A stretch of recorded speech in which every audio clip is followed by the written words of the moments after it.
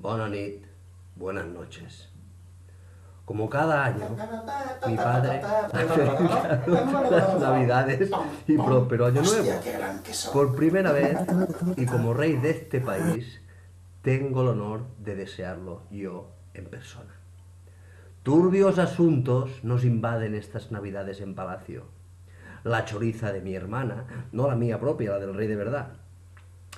La crisis, el Castor, Podemos y la confrontación que en miles de hogares ha creado la consulta por la independencia en Cataluña. Yo que quería ser gay, digo rey, y con lo poco que llevo y lo chungo que lo veo.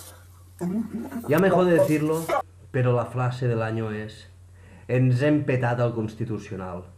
Desde aquí, y sin querer extenderme más, us desitgem bon Nadal a tots i que ho passeu molt bé. Bona i nova.